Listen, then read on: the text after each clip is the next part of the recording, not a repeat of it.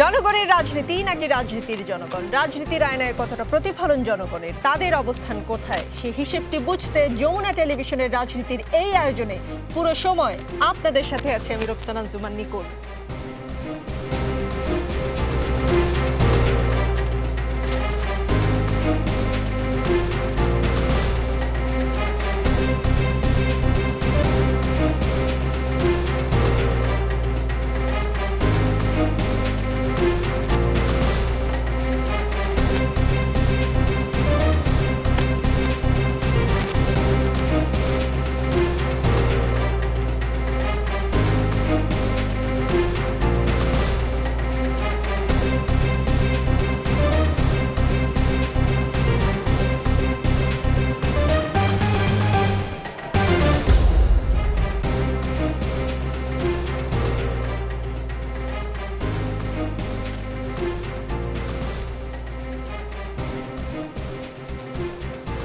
রাজনীতি আমরা সাজিয়েছি একটু ভিন্নভাবে। এখানে লেভেল প্লেইং ফিল্ড বজায় রাখার চেষ্টা থাকবে। অতিথিদের নির্দিষ্ট সময় বেঁধে দেওয়া হবে কথা বলার জন্য। সময় শেষ হলে মাইক্রোফোন অফ হয়ে যাবে নিজে নিজে। একজন অতিথি চাইলে অন্য অতিথিকে প্রশ্ন করতে পারবেন। যুক্তি খণ্ডনের জন্য আলাদা সময় বেঁধে দেওয়া হবে। আজকের রাজনীতিতে আমাদের সঙ্গে আছেন প্রথম আলোর যুগ্ম সম্পাদক সোহরাব হাসান এবং আমাদের সঙ্গে আছেন আওয়ামী লীগ দলীয় হুইপ, বাংলাদেশ ছাত্রলীগের সাবেক সাধারণ সম্পাদক নজরুল ইসলাম বাবু এমপি। নজরুল ইসলাম বাবু এমপি 2009 বিশেষ করে 2014-এর পরের আওয়ামী লীগ আর এখনকার আওয়ামী লীগ, আজকের এই আওয়ামী লীগ যে অনুষ্ঠান থেকে আপনারা এলেন, আছে সারাদিন যে আপনারা সেলিব্রেশন করলেন, সেই আওয়ামী লীগের মধ্যে তফাৎ কি দেখেন? 2 মিনিট সময়। আপনাকে অনেক ধন্যবাদ। আমার এই সামনে আমাদের আলোচক হিসাবে আমাদের প্রথিতযশা সাংবাদিক সোহরাব ভাইকে ধন্যবাদ। যে আমি শুধু একটি কথাই বলতে চাই, সময়ের বাঁকে বাঁকে বাস্তবতার নিরিখে দল সিদ্ধান্ত নয়, দলের পরিবর্তন আসে, দল যথাযথ সিদ্ধান্তের মধ্যে দিয়ে এগিয়ে যায়। মানুষের প্রত্যাশা পূরণের জন্য আওয়ামী লীগের যে দায়িত্ব শুরু থেকে অদ্যাবধি যথাযথভাবে পালন করছে। সুতরাং পার্থক্যের বিষয়টাকে আমি বলবো সময়ের চাহিদা। আওয়ামী লীগের এখনকার যে ভুল ভালগুলো সেগুলো সময়ের চাহিদা। মানুষ মাত্রই ভুল থাকবে। যে কোনো দলের সাংগঠনিক কাঠামো পরিবর্তনের ধারাবাহিকতায় আপনি যেটাকে ভুল মনে করবেন, দল সেটাকে সঠিক মনে করতে পারে। সুতরাং কোনটা ভুল যদি আপনি সেই প্রশ্ন করেন, সেটার জবাব হয়তো আলাদাভাবে দেওয়া যাবে। কিন্তু দলের সিদ্ধান্ত দলকে এগিয়ে নেওয়ার লক্ষ্যে, দেশ এবং জাতিকে যথাযথভাবে দায়িত্ব পালনের মধ্য দিয়ে এই বাংলাদেশকে এগিয়ে নেওয়ার লক্ষ্যে, এর বাইরে কিছু নয়। জি, যদি বলি একদম ছোট করে বলতে, আওয়ামী লীগের এখনকার এই 2024-এর আওয়ামী লীগ, 75 বছর পেরোনো দল আওয়ামী লীগের সবচেয়ে বড় গুণ কোনটি, সবচেয়ে বড় দোষ কোনটি? সবচেয়ে বড় গুণ হলো বাংলাদেশ আওয়ামী লীগের নেতৃত্ব যিনি দিচ্ছেন, তিনি বঙ্গবন্ধুর কন্যা, রক্তের উত্তরাধিকার, যিনি দেশকে ভালোবাসেন, জাতিকে ভালোবাসেন, দলকে ভালোবাসেন, যার মধ্যে ভালোবাসার কোনো কমতি নেই। সেই কারণেই বাংলাদেশ আওয়ামী লীগ আমি মনে করি পুরোপুরি এই বাংলাদেশের জনগণের কল্যাণমুখী রাষ্ট্র গঠনের একটি সহায়ক। সবচেয়ে বড় গুণ আপনি বলছেন প্রধানমন্ত্রী শেখ হাসিনার ভালোবাসা। সবচেয়ে বড় দোষ কোনটি?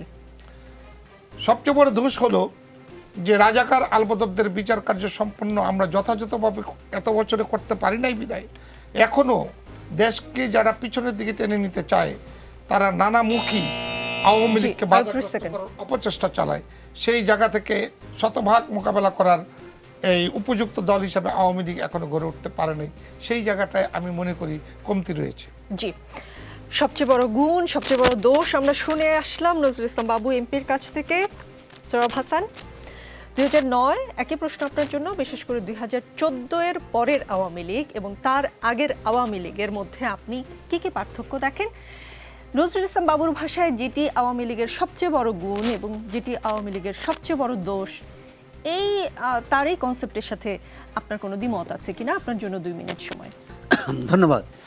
প্রথমত হচ্ছে যে আওয়ামী লীগের 75 বছর পূর্তি উপলক্ষে আওয়ামী লীগের নেতাকর্মীদের শুভেচ্ছা। এই দল বাংলাদেশের অন্যতম প্রধান দল, ক্ষমতায় আছে এবং ক্ষমতার বাইরেও ছিল। আমার আমার মূল্যায়ন হচ্ছে আওয়ামী লীগ অনেক বেশি সফল যখন বিরোধী দলে থাকে, অনেক কম সফল যখন ক্ষমতায় থাকে। দ্বিতীয় কথা হচ্ছে 2014 এবং আপনি যে 14-র সীমারেখা টেনেছেন, তার একটি বড় কারণ হচ্ছে 2014-র আগে যে আওয়ামী লীগ, তাকে প্রতিদ্বন্দ্বিতা করে ক্ষমতায় আসতে হয়েছে।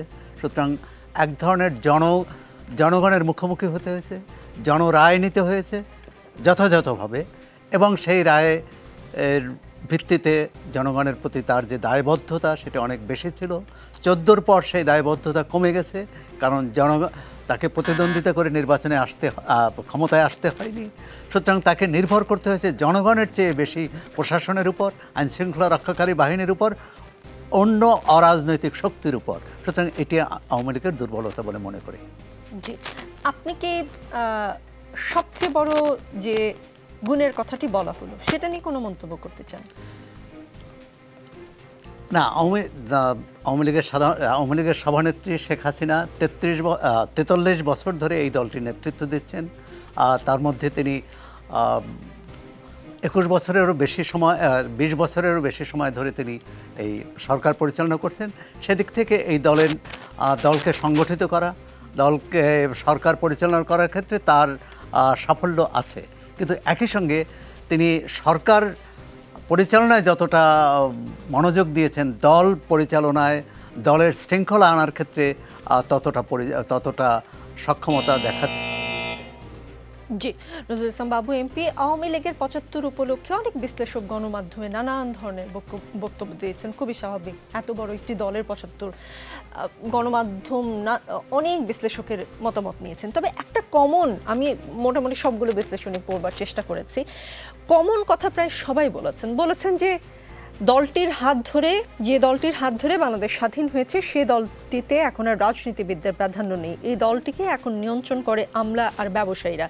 নজরুল ইসলাম বাবু এমপি, আপনি পোর খাওয়া রাজনীতিবিদ, সবাই আপনার রাজনীতির ইতিহাস জানে।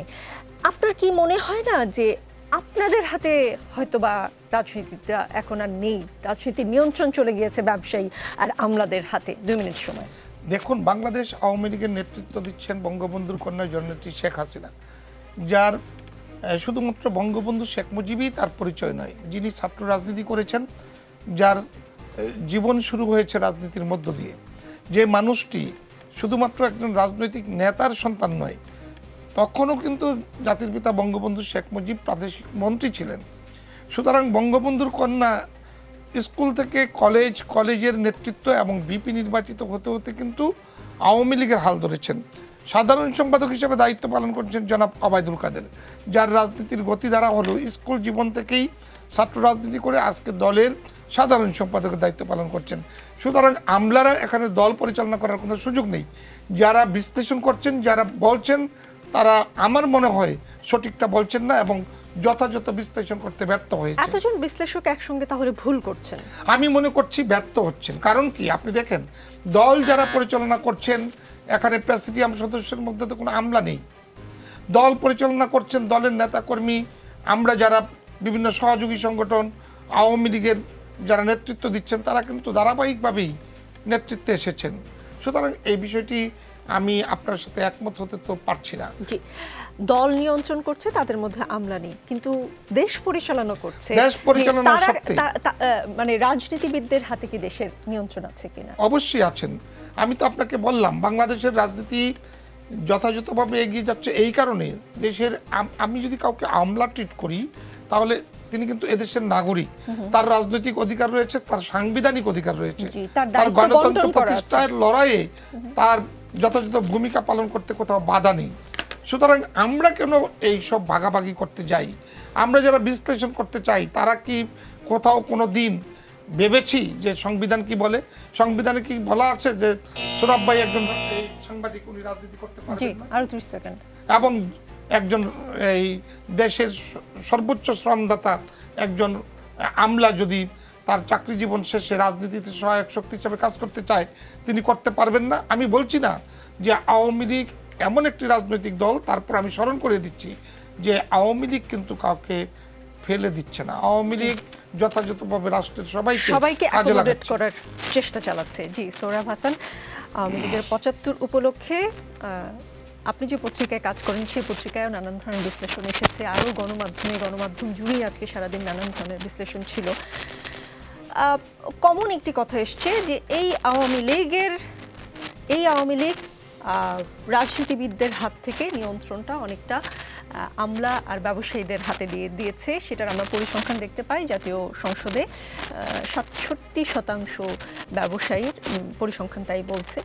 তো আপনার কি মনে হয় যে নজরুল ইসলাম বাবু এটাকে ডিফেন্ড করার চেষ্টা করলেন, কিন্তু বিষয়টা আসলে কি? এখনকার দেশের নিয়ন্ত্রণ আসলে কাদের হাতে? 2 মিনিট সময়। আওয়ামী লীগের একটি বৈশিষ্ট্য ছিল যে আওয়ামী লীগ যখন ক্ষমতায় আসে এবং ক্ষমতার বাইরে থাকে তখনও নিয়ন্ত্রণ রাজনীতির উপর তার নিরঙ্কুশ নিয়ন্ত্রণ প্রতিষ্ঠা করতে পারে। যে কারণে আওয়ামী লীগ যখন বিরোধী দলে সরকার যারাই ক্ষমতায় থাকুক তারা যা খুশি করতে পারেনি, আওয়ামী লীগ সেটা প্রতিরোধ করতে পেরেছে অনেক ক্ষেত্রে।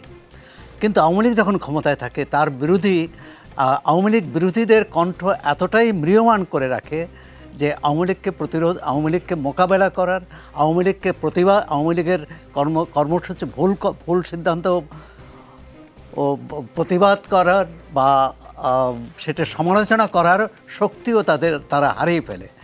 যে কারণে আপনি দেখুন আওয়ামী লীগ প্রতিষ্ঠা হয়েছে 1949 সালে গণতন্ত্র প্রতিষ্ঠার লক্ষ্যে।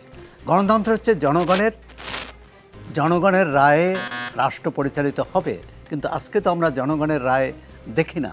কারণ সেখানে জনগণের রায় হচ্ছে বিকল্প, অর্থাৎ জনগণ বাছাই করে নিতে পারবেন তার পছন্দসই প্রার্থীকে নির্বাচনে, তার পছন্দসই প্রতিনিধিকে। কিন্তু আজকে আমরা যদি গত 3টি নির্বাচনের কথা বলি, সেই 3টি নির্বাচনে কিন্তু সেটি সম্ভব হয়নি।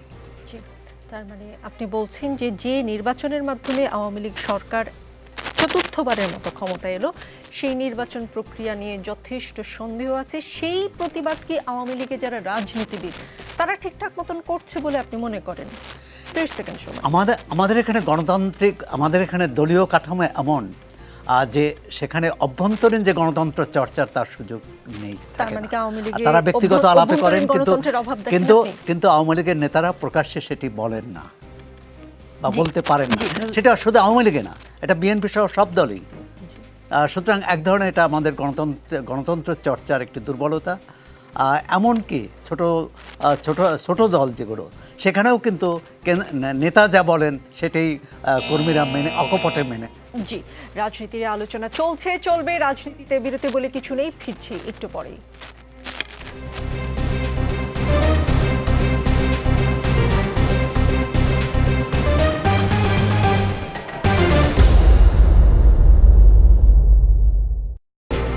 রাজনীতি আমাদের সঙ্গে আছেন নজরুল ইসলাম বাবু এমপি এবং সোহরাব হাসান। প্রধানমন্ত্রী শেখ হাসিনার ভারত সফর শেষ হলো, 7টি নতুন, 3টি নবায়ন, মোট 10টি সমঝোতা স্মারক সই হলো। আমরা কি পেলাম? 2 মিনিট সময়। সমঝোতা স্মারক কিন্তু চুক্তি নয়, এটা হচ্ছে উভয় পক্ষ এই সহযোগিতার ব্যাপারে বা এই ক্ষেত্রে কাজ করার ব্যাপারে একটা ঐকমত্য তৈরি হয়েছে। চুক্তি হবে তখনই যখন সেটি কারিগরি অন্যান্য দিকগুলো বিচার বিশ্লেষণ করে এটি চূড়ান্ত সিদ্ধান্ত হবে। তবে যে বিষয়গুলো নিয়ে 2 পক্ষ একমত হয়েছে তার মধ্যে একটি হচ্ছে যোগাযোগ, জ্বালানি, ডিজিটালাইজেশন। যদি বলেন যে এই মুহূর্তে বাংলাদেশ যেটি পেল সেটা হচ্ছে মেডিকেলের, যারা এখান থেকে মেডিকেল ভিসা, মানে মেডিকেল ভিসার ক্ষেত্রে অগ্রাধিকার পাবে, মানে সেই সুবিধাটা হয়তো বাংলাদেশি নাগরিকরা পাবে। দ্বিতীয় হচ্ছে যোগাযোগ যদি বাড়ে সেক্ষেত্রে বাংলাদেশের নাগরিকরাও যেমন উপকৃত হবে, ভারতের নাগরিকরাও। তবে সেক্ষেত্রে যখন বাংলাদেশের উপর দিয়ে ভারতীয় ট্রেন বা ভারতীয় অন্য বাহন যাবে, সেখানে বাংলাদেশ তার ন্যায্য মাসুল পাবে কিনা সেই প্রশ্নটি থেকে যাচ্ছে। আমরা আশা করি বাংলাদেশ সেই ন্যায্য মাসুল আদায় করতে সক্ষম হবে। জি, নজরুল ইসলাম বাবু এমপি প্রধানমন্ত্রী সফর শেষ করে ফিরেছেন দেশে। 10টি সমঝোতা স্মারক সই হয়েছে। আমরা যতদূর বুঝতে পারি বিভিন্ন বিশ্লেষকের কথাবার্তায় যে বাংলাদেশ চীন আর ভারতের একটা টানাটানির মাঝখানে পড়ে গিয়েছে এবং প্রধানমন্ত্রী ভারত সফর করলেন, সামনেই তার চীন সফর আছে। আপনার কি মনে হয় কাদের সাথে শেষ পর্যন্ত আমরা নেগোসিয়েশনে থাকবো আর কি, মানে কাদের পাশে থাকবো, চীনের পাশে না ভারতের পাশে? সহজ কথায় যদি দর্শকদের একটু বুঝিয়ে দিতেন। 2 মিনিট। বাংলাদেশ আওয়ামী লীগের নৈতিকতা হলো সবার সাথেই বন্ধুত্ব। সবার সাথে বন্ধুত্ব বজায় রাখতে যে সিদ্ধান্ত নেওয়া দরকার ডিপ্লোম্যাটিক সায়েন্স সেইভাবেই কাজ করবে। এই ক্ষেত্রে বাংলাদেশ কারো শত্রুতা বৈরতা বিশ্বাস করে না। বাংলাদেশ আওয়ামী লীগ সেভাবেই কিন্তু আজকে যে একই অফার তো চীনও করেছে, ভারতও করেছে, তিস্তার কথা আমি বলছি, একই সঙ্গে তো দুইটা অফার রাখা সম্ভব না। এখন আলোচনা হয়েছে, আপনি জানেন স্মারক স্বাক্ষর হয়েছে, অনেক ভেবে চিন্তেই কিন্তু এই তিস্তা সমস্যা নিয়ে আজকে স্বাধীনতার পূর্ব থেকে এই পর্যন্ত এই সমস্যা সমাধানের জন্য কাজ করার চেষ্টা করছে। আমি মনে করি সফলতা অর্জনের জন্যই বঙ্গবন্ধুর কন্যা এই স্মারক স্বাক্ষর করেছেন। এবং যেটা সোহরাব ভাই বলেছেন সব ঠিকঠাক আছে, কিন্তু আদায় করতে হবে। আদায় করার জন্য বাংলাদেশের জনগণের সহায়ক শক্তি হিসাবে বঙ্গবন্ধুর কন্যার পাশে থাকতে হবে, এইটাই হলো শেষ ভরসা। জি, সোহরাব হাসান, আপনাকেও একই প্রশ্ন করতে চাই। ভারত আর চীনের এই যে টানাটানি বাংলাদেশকে নিয়ে, কোন পক্ষের সাথে আসলে শেষ পর্যন্ত আমরা যাব বলে আপনার মনে হয়? বা একই অফার দুটি রাষ্ট্র থেকে আছে, কোনটা আমরা নিলে কেমন হবে বলে আপনার মনে হয়? 1 মিনিট সময়। সবচেয়ে প্রথমত আমাদের জাতীয় স্বার্থ যেখানে বেশি সুরক্ষিত হবে সেখানেই যাওয়ার প্রশ্ন। আবার এমন সিদ্ধান্ত নেওয়া ঠিক হবে না যাতে এই দুই বন্ধু দেশের মধ্যে একটি দেশ মানে বিরাগ ভাজন হয়। কারণ উভয়েরই সমর্থন, উভয়েরই সহযোগিতা আমাদের প্রয়োজন আমাদের জাতীয় উন্নয়নের, অর্থনৈতিক উন্নয়নের কারণেই, উন্নয়নের লক্ষ্যেই। আর সুতরাং এখানে ঠিক কারো পক্ষে কারো বিপক্ষে যাওয়া নয়, বরং আমরা ভারসাম্যটা কতটা রক্ষা করে এই সম্পর্ক এগিয়ে নিতে পারি। আর আমি বলবো যে আওয়ামী লীগের সরকারের অনেকগুলো ব্যর্থতা আছে, অনেক দুর্বলতা আছে সুশাসনের ক্ষেত্রে, কিন্তু পররাষ্ট্র নীতির ক্ষেত্রে এখনো পর্যন্ত কিন্তু একটি ভারসাম্য রক্ষা করে চলতে পেরেছে। জি, তার মানে আওয়ামী লীগ সরকার এই বিষয়টাতে আসলে সফল বলে আপনি স্বীকার করছেন বা বলছেন? অবশ্যই। জি, নজরুল ইসলাম বাবু এমপি, কন্যার বাবারা আজকাল সরকারি চাকরিজীবী ছাড়া বিয়ে দিতে চান না, এমনটা শোনা যায়। মানে এই ট্রেন্ডের কারণ কি বলে মনে হয় আপনার কাছে? বা এই ট্রেন্ডটা কি আওয়ামী লীগ সরকারি, এখনকার যে আওয়ামী লীগ তারা তৈরি করলো কিনা? এই যে মতিউর, বেনজির সহ আরও নাম জানা অজানা প্রকাশ করতে পারে না সাংবাদিকরা, এমন নামও আছে, তারা কি কন্যার পিতাদের জন্য আদর্শ জামাতা কিনা? এই ট্রেন্ডটা কি আপনারা চালু করলেন কিনা এখনকার আওয়ামী লীগ? 2 মিনিট সময়। আমি একটু পিছন থেকে শুরু করি। এক সময় প্রবাসী, আমেরিকা প্রবাসী হলে তো আর কোনো কথাই নেই, সব বাবা উপচে পড়ে লাগতেন, বিয়ে দিতেন। এই স্বাদ মিটে গিয়েছে এখন। আর অসৎ পথে যারা অর্থবিত্তের মালিক হন তাদের প্রতি লোভ লালসা এক শ্রেণীর লোকের ছিল, এখনও আছে, থাকবে। কিন্তু এইটা কোনো ট্রেন্ড হতে পারে না, এইটাকে আমি বিশ্বাসই করি না। আমি মনে করি যারা অসৎ পথে এগিয়ে যায় তাদের পতন নিশ্চিত হয়ে যায়। যেমন যদি তারা অসৎ পথে গিয়ে থাকেন নিশ্চয়ই রাষ্ট্র তাদেরকে ছাড় দিবে না। রাষ্ট্র আজকে যিনি পরিচালনা করছেন মাননীয় প্রধানমন্ত্রী সম্পর্কে কিন্তু আজ পর্যন্ত কোনো সাংবাদিক এবং কোনো মিডিয়া তাকে নিয়ে কাউকে তুষ্ট করার জন্য মতো কোনো নিউজ করতে পারেনি। তিনি যথাযথ, তিনি যেমন তিনি তেমন।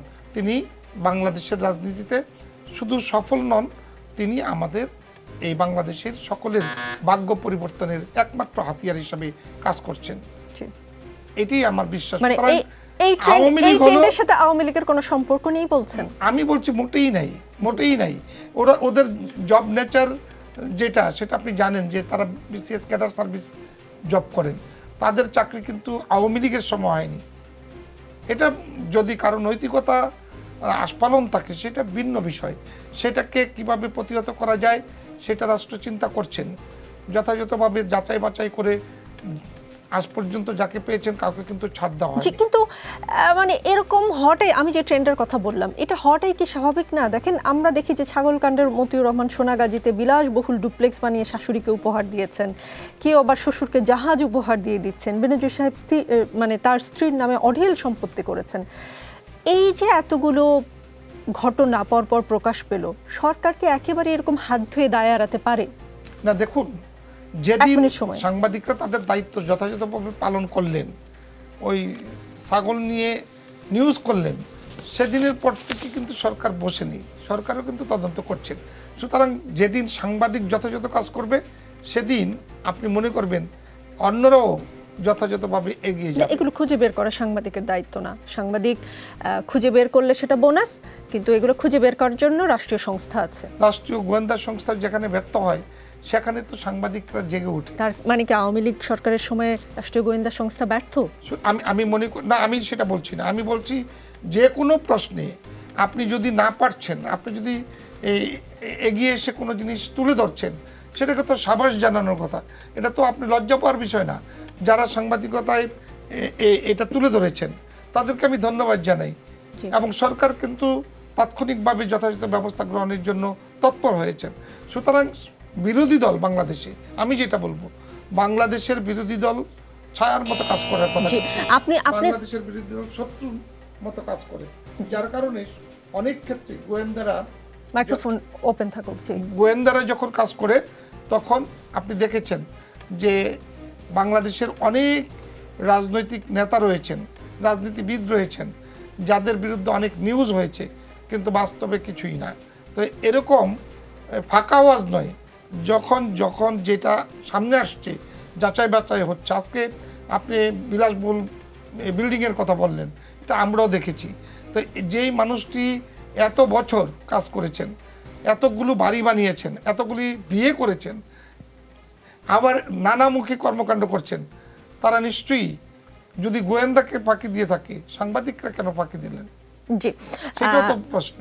জি, আপনি প্রশংসা করেছেন যে সাংবাদিকরা যেসব তথ্য প্রকাশ করেছে বা করতে পারছে তাদের প্রশংসা করেছেন, কিন্তু বাংলাদেশ পুলিশ সার্ভিস অ্যাসোসিয়েশন গত শুক্রবার এক বিজ্ঞপ্তিতে ভবিষ্যতে পুলিশ বাহিনী সম্পর্কে কোনো ধরনের প্রতিবেদন প্রকাশের ক্ষেত্রে অধিকতর সতর্কতা অবলম্বন ও সাংবাদিকতার নীতিমালা যথাযথভাবে অনুসরণের অনুরোধ জানিয়েছে। তারা বলছে, সম্প্রতি গণমাধ্যম ও সামাজিক যোগাযোগ মাধ্যমে বাংলাদেশ পুলিশের সাবেক ও বর্তমান সদস্যদের নিয়ে ধারাবাহিকভাবে আংশিক উদ্দেশ্য প্রণোদিত এবং ঢালাও প্রতিবেদন প্রকাশ করা হচ্ছে। পুলিশ সার্ভিস অ্যাসোসিয়েশনের এই বিবৃতিতে সাংবাদিকদের সংগঠন বিএফইউজে এবং ডিইউজে উদ্বেগ প্রকাশ করে বলেছে, কোন নেতা এবং কোন সংগঠন যে ভাষায় প্রতিক্রিয়া ব্যক্ত করেছে তা স্বাধীন সাংবাদিকতার প্রতি হুমকি। নজরুল ইসলাম বাবু, আপনার কি মনে হয় পুলিশ সার্ভিস অ্যাসোসিয়েশনের এমন বিবৃতি দিয়ে সাংবাদিকদের পুলিশরা আসলে কি বার্তা দিতে চাইলো?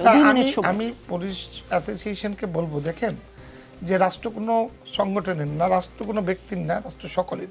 সুতরাং এখানে সাংবাদিকরা সাংবাদিকদের দায়িত্ব পালন করবে, পুলিশ পুলিশের দায়িত্ব পালন করবে। এখানে আপনাদেরকে যে বিষয়টি সজাগ থাকতে বলেছেন সেটা হলো যে জেনতেনভাবে যেন নিউজ করতে না হয়। এটা ওরকম নিউজ তো যদি কোনো দিন আসে তখন পুলিশ বলতে পারবে। এখন যাদের বিরুদ্ধে এসেছে তার এটা তো এই দলিল সহ। সুতরাং পুলিশ এই বিবৃতিটা কেন দিয়েছেন আমার মনে হয় তাদেরকে একটু ডেকে আপনাকে বলা উচিত। জি, সৌরভ হাসান, পুলিশ সার্ভিস অ্যাসোসিয়েশনের বার্তাকে স্বাধীন সাংবাদিকতার প্রতি হুমকি বলছে সম্প্রচার সাংবাদিকদের সংগঠন ব্রডকাস্ট জার্নালিস্ট সেন্টার বিজেসি। তারা বলছে, রাষ্ট্রের চতুর্থ স্তম্ভ ও সমাজের দর্পণ গণমাধ্যমকে যদি এভাবে দেখা কিংবা টার্গেট করা হয়, তাহলে দুর্নীতি অনিয়মের বিরুদ্ধে সরকারের শূন্য সহিষ্ণু নীতির মিশনকে দুর্বল করা হয়। বিজেসি প্রশ্ন করেছে, বিভিন্ন সময় পুলিশি বাহিনীর কর্তা ব্যক্তিরা বলেছেন ব্যক্তির দায় কোনোদিন প্রতিষ্ঠান নেবে না, কিন্তু পুলিশ সার্ভিস অ্যাসোসিয়েশনের এই চিঠির মাধ্যমে কি ব্যক্তির দুর্নীতির দায় প্রতিষ্ঠানের ঘাড়ে তুলে নেওয়া হয় না?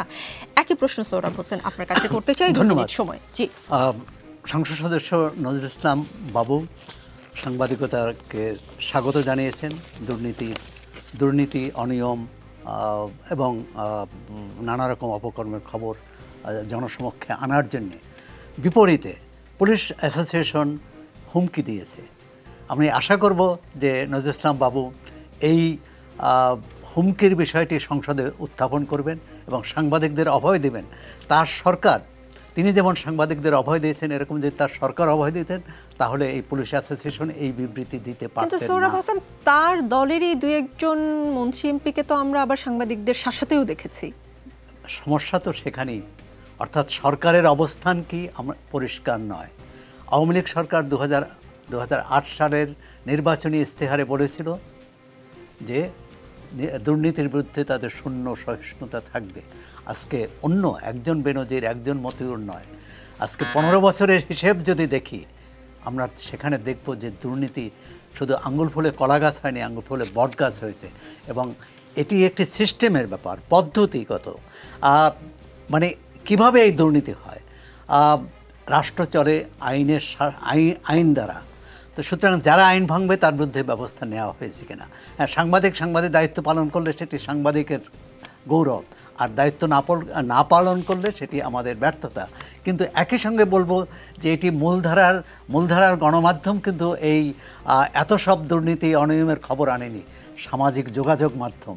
সুতরাং সরকারে যারা আছেন তাদের ভাবতে হবে, যারা পুলিশ অ্যাসোসিয়েশনে আছেন তাদের ভাবতে হবে সামাজিক যোগাযোগ মাধ্যমকে তারা কিন্তু কি বলে নিয়ন্ত্রণ করতে পারবে না। সাংবাদিকদের করতে পারবেন, ভয়ভীতি দেখাতে পারবেন, কিন্তু জনগণ, সামাজিক যোগাযোগ মাধ্যম তো জনগণ। কেন ফেসবুক বন্ধ করে দিলে বা সামাজিক যোগাযোগ বন্ধ করে দিতে পারে, চীনের মতো সৌদি আরবের মতো এটা দিতে পারেন, কিন্তু সেটি দেয়ার ফল কি খুব ভালো হবে? আমার মনে হয় না। জি, ভুয়া ঋণের মাধ্যমে ৩৫০০ কোটি টাকা আত্মসাতের ঘটনায় সংশ্লিষ্টতার অভিযোগ উঠেছে বেসরকারি প্রিমিয়ার ব্যাংকের 4 কর্মকর্তার বিরুদ্ধে। ওই কর্মকর্তার বিদেশ যাত্রায় নিষেধাজ্ঞা দিয়েছেন আদালত। আমরা কেবল এতক্ষণ আমলাদের কথা বলছিলাম, পুলিশের কথা বলছিলাম, সরকারি কর্মকর্তাদের কথা বা কর্মচারীদের কথা বলছিলাম। এখন আমরা দেখছি যে আজকের যে খবরটি, বেসরকারি মানে কর্মকর্তা যারা, ব্যবসায়ী যারা, তারাও আসলে জড়িয়ে যাচ্ছে। মানে বিষয়টা কি এমন যে এটা এখন গণমাধ্যমে বেশি প্রকাশ পাচ্ছে, আগেও ছিল, নাকি সময়টাই এখন এমন হয়ে গেছে যে সবাই, ওই যে কিছুক্ষণ আগে বলছিলাম নজরুল ইসলাম বাবু এমপিকে, যে মেয়ের পিতাদের মধ্যে এক ধরনের টেন্ডেন্সি যে সরকারি কর্মকর্তা ছাড়া তারা আসলে জামাতা ভাবতে পারেন না। মানে ট্রেন্ডটা কি আসলে? কথা হচ্ছে 2 মিনিট সময়। আমরা সবাই রাজা, এই রাজার রাজত্বে। বিষয় হচ্ছে যেখানে আইনের শাসন থাকে সেখানে এই ধরনের ঘটনা ঘটতে পারে না, যেখানে দুর্নীতির বিরুদ্ধে শক্ত পদক্ষেপ নেওয়া হয় সেখানে ঘটতে পারে না। যে বিষয়টি কঠিন প্রশ্নটি এসেছে আজকে বাবু ভাইদের সামনে, সেটি হচ্ছে তারা দুর্নীতিবাজদের ধরবেন না দুর্নীতিবাজদের ছেড়ে দেবেন গত 15 বছরের মতো। যদি ছেড়ে দেন সামনে ভয়াবহ বিপদ, আর যদি ধরেন তাহলেও বিপদ, যে যারা তাদের রক্ষা করেছেন, যারা তাদের দাবি করেন যে তাদের ক্ষমতায় এনেছেন, সুতরাং তাদের সামনে কতটা দাঁড়াতে পারবেন। মন্ত্রীদের ভাষায়, বাবু ভাইয়ের ভাষায় আমরা কিছুটা অভয় পাই, কিন্তু মন্ত্রীদের ভাষায় কিন্তু অভয় পাই না, বরং মন্ত্রীরাও এক ধরনের এই পুলিশ অ্যাসোসিয়েশনের মতো আমাদের হুমকি দিচ্ছেন। আমি এটি বিপজ্জনক বলেই মনে করি, কিন্তু এই বিপদটা শুধু দেশের জনগণের জন্য যেমন, যারা ক্ষমতায় আছেন তাদের জন্য। জি, নজরুল ইসলাম বাবু, আপনারা কি উভয় সংকটে কিনা? কারণ যেমনটা সোহরাব হাসান বললেন যে দুর্নীতির বিরুদ্ধে আপনারা যদি কোনো অ্যাকশন নেন তাহলে আপনাদের বিপদ, আবার অ্যাকশন না নিলেও বিপদ। একদিকে জনগণের কাছে জবাবদিহিতা, আবার আপনাদেরকে যারা ক্ষমতায় রেখেছেন বলে সোহরাব হাসান দাবি করছেন, তাদের দিক থেকে, জি, তাদের দিক থেকে বিপদ। উভয় সংকটে কিনা আওয়ামী লীগ? না, কোনো সংকটে আওয়ামী লীগ নয়। দেখেন, আওয়ামী লীগের মুখপাত্র, আওয়ামী লীগের রাজনীতি, এটার মেরুকরণ রয়েছে, এটার ইতিহাস রয়েছে, এটার বাস্তবতা রয়েছে। এদেশের মানুষ আওয়ামী লীগকে চিনেন এবং জানেন। বর্তমান আওয়ামী লীগের যিনি নেতৃত্ব দিচ্ছেন, বঙ্গবন্ধুর কন্যা শেখ হাসিনা, তিনি বিশ্বব্যাপী সুনাম অর্জন করেছেন। উনি জুডিশিয়াল ম্যাটারগুলিকে আপনি দেখেছেন কখনো কিন্তু নিউজে বিউজে আনেন না। যেগুলি জুডিশিয়াল ম্যাটার সেগুলি কিন্তু এগিয়ে যাচ্ছে। যতগুলি মামলা দুদক করেছেন সবগুলি মামলা কিন্তু চলছে, একের পর এক কোর্ট পরিবর্তন হচ্ছে। এটা কিন্তু সময়ের ব্যাপার, সময় লাগে। পৃথিবীর সব ক্ষেত্রেই বিচার ব্যবস্থাপনায় সময়ের দরকার হয়। সেই কারণে হয়তো আমরা শাস্তিটা চোখের সামনে দেখছি না, কিন্তু যারা দুর্নীতিবাজ, যাদের বিরুদ্ধে মামলা হয়েছে, তারা কিন্তু কোর্ট কাছারি মোকাবেলা করছে। হ্যাঁ, এটা সত্য। অনেকে নানা আইনের ফাঁকফো করে চেষ্টা করেন মামলাকে ডেকে রাখতে। এটা আমার মাইক্রোফোন ওপেন থাকুক। আমরা আবার এটাও দেখতে পাচ্ছি বেনজির সাহেবের বিরুদ্ধে এত অভিযোগ আসার পরে কোনো এক ফাঁকে তিনি চলেও গিয়েছেন, সেটাও তো আমরা দেখতে পেলাম। দুদক ডেকেছে, তিনি হাজির হননি। তখন পর্যন্ত বেনজিরের বিরুদ্ধে কোনো মামলা বা দুদকের কোনো নিষেধাজ্ঞা জারি হয়নি। জি, গণমাধ্যমে খবর ছিল, মানে দেরি হয়ে গেল কিনা এই ধরনের বিচার আচার করতে গিয়ে বা এই ধরনের স্টেপ নিতে গিয়ে দেরি করে ফেলছে কিনা? অনেক খবর আসবে। গণমাধ্যমের খবরকে সরকার যখন এটাকে দায়িত্ব হিসাবে নিয়ে নেন, তখন কিন্তু কি হচ্ছে সেটা থেকে আপনার বিবেচনা করতে হবে। আপনি এই বেনজির বলেন, বেনজিরের মতো অনেকেই দেশের বাইরে যাবেন, তার সেই অধিকার কিন্তু রয়েছে, পাসপোর্ট রয়েছে। বিচার কার্য যখন শুরু হয়, কোর্ট যখন ডিসিশন দেয়, তখন সে হয়তো দেশের বাইরে যেতে পারে না। সরকার আপনাকে শুধু শুধু আটকে রাখতে পারে না। আর সরকারের সেই ক্ষমতা রয়েছে যে সরকার যথাযথ পন্থায় তাকে বিচারের কাঠগড়ায় দাঁড়া করানো।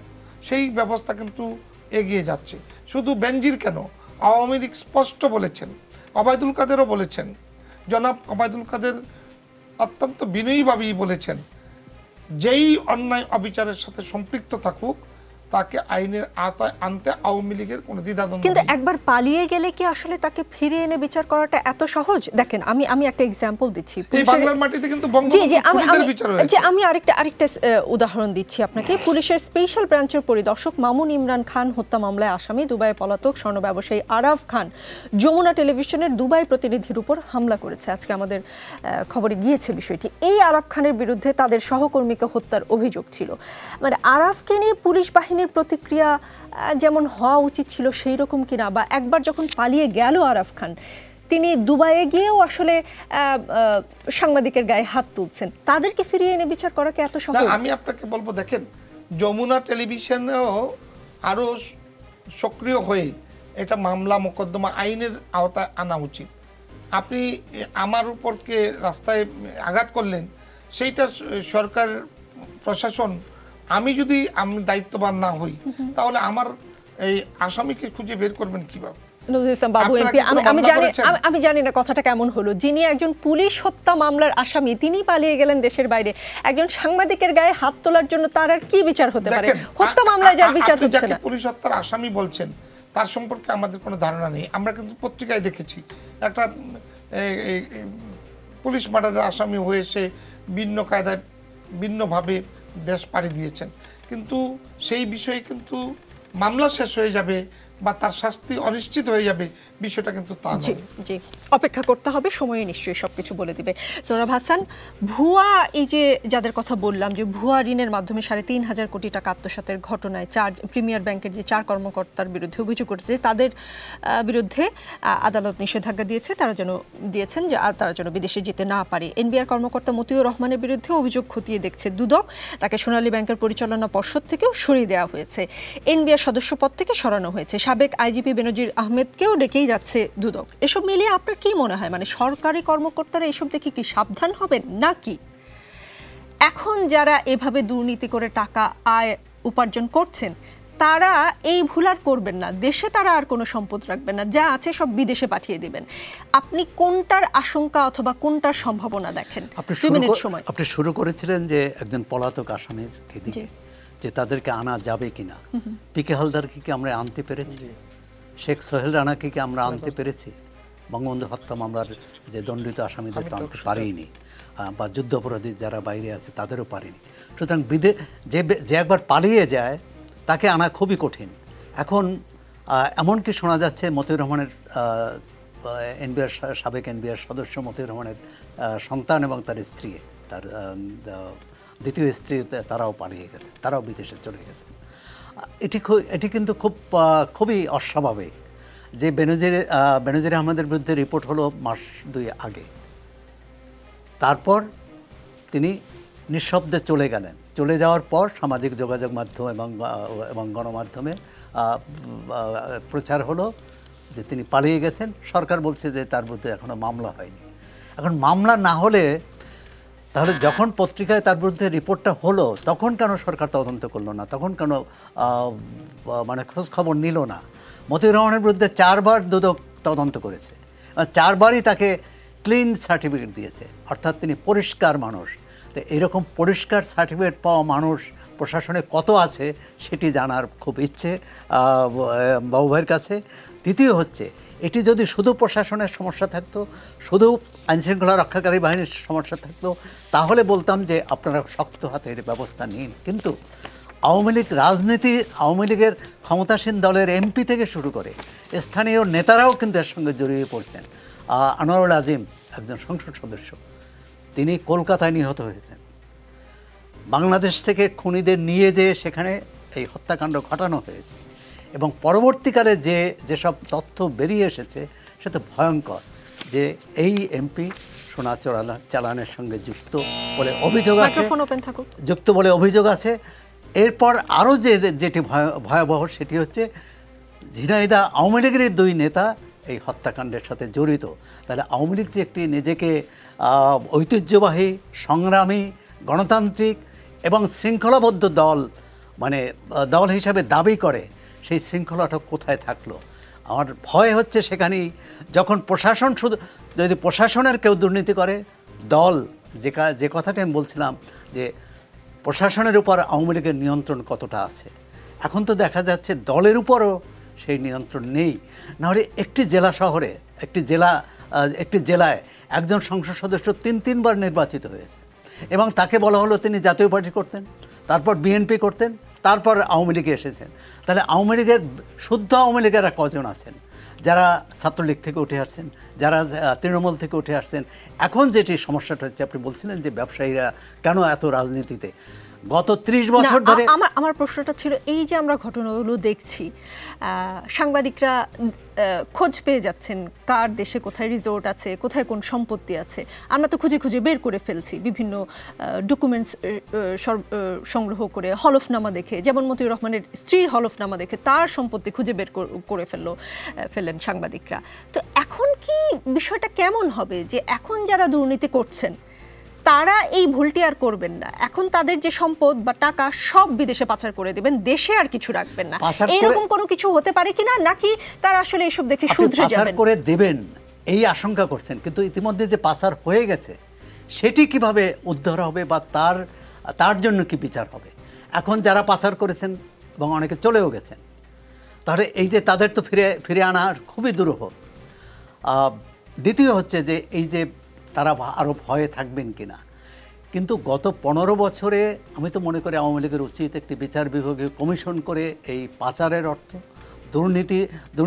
দুর্নীতি করে যারা অবৈধ সম্পদ আহরণ করেছেন তা সে বিষয়ে, এবং এর সাথে যদি দলের কেউ জড়িত থাকে, এমনকি সাংবাদিকও যদি কেউ জড়িত থাকে, তাদের বিরুদ্ধে তদন্ত করা, এবং তদন্ত করে দ্বিতীয় হচ্ছে যে গত 15 বছরে তার আগের দায়িত্ব আওয়ামী লীগের নাই, ঠিক ধরে নিলাম, কিন্তু এই 15 বছরে কিভাবে এই ঘটনাগুলো ঘটলো, প্রশাসন তাহলে কি করেছে?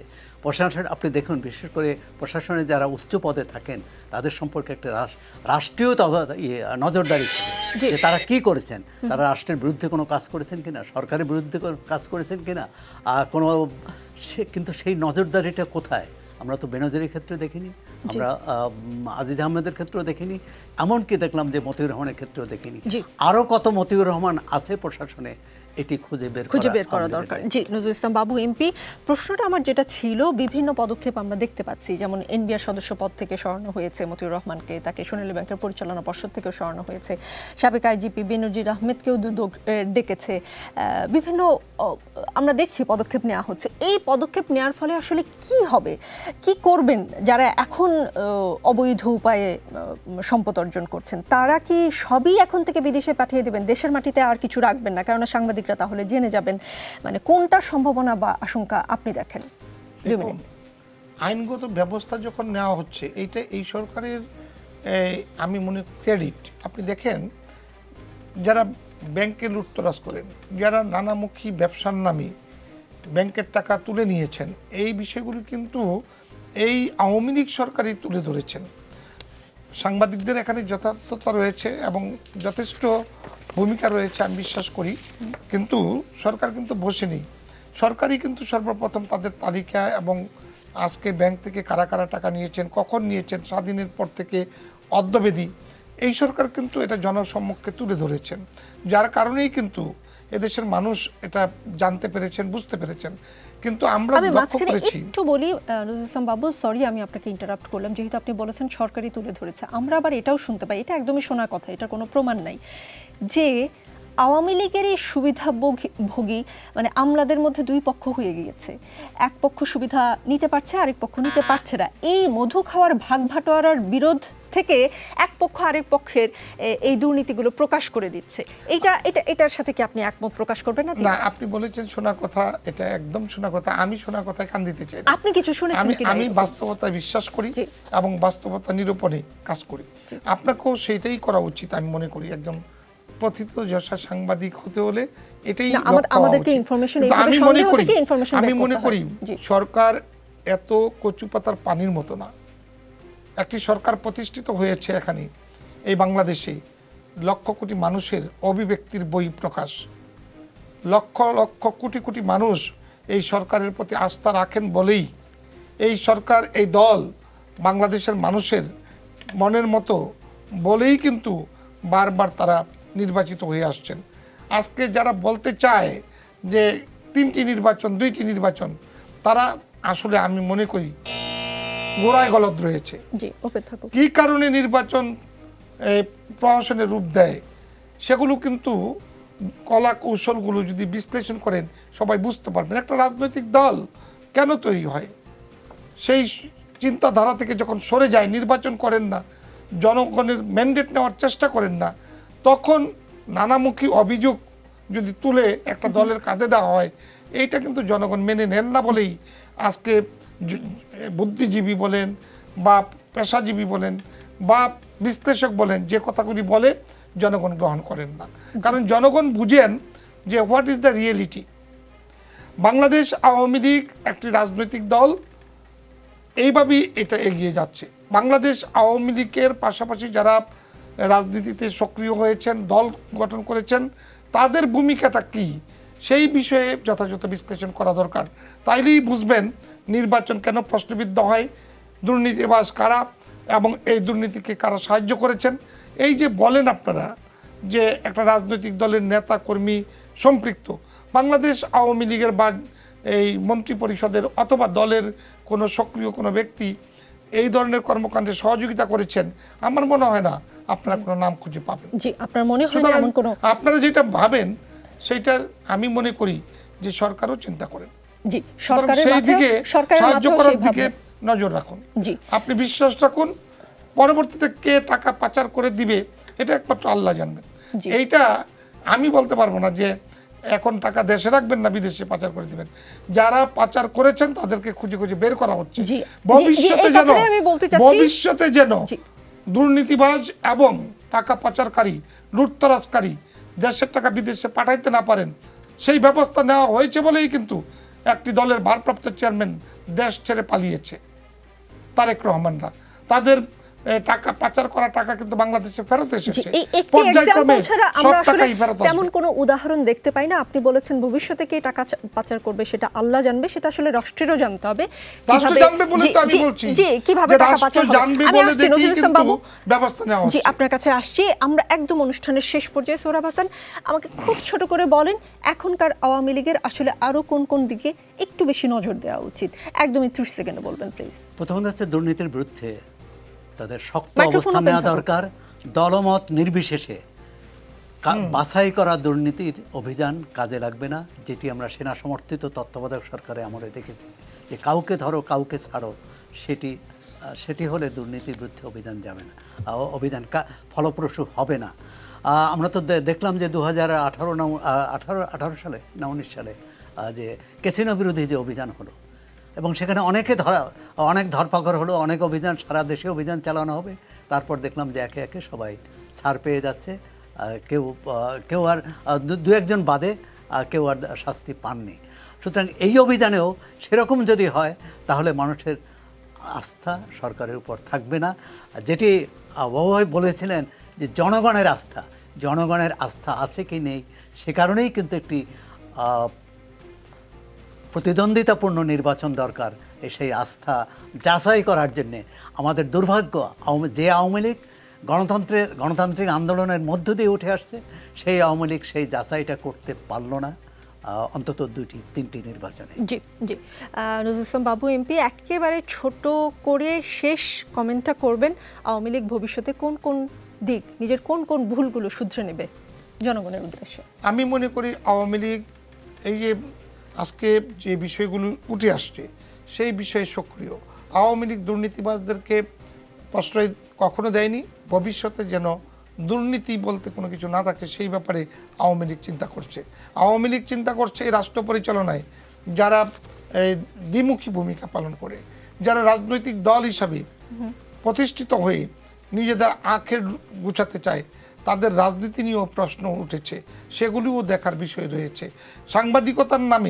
যারা সাংবাদিকতার নামে নিজের আঁখের গুছাতে চায়, এইটাও আমাদের দৃষ্টি কিন্তু আছে।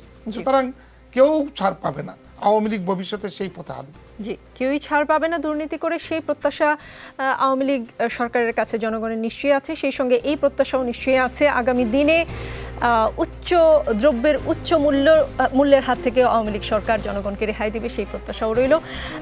রাজনীতিতে শেষ কথা বলে নেই, আগামী বৃহস্পতিবার রাত 9টায় আবারও দেখা হবে, সাথেই থাকুন।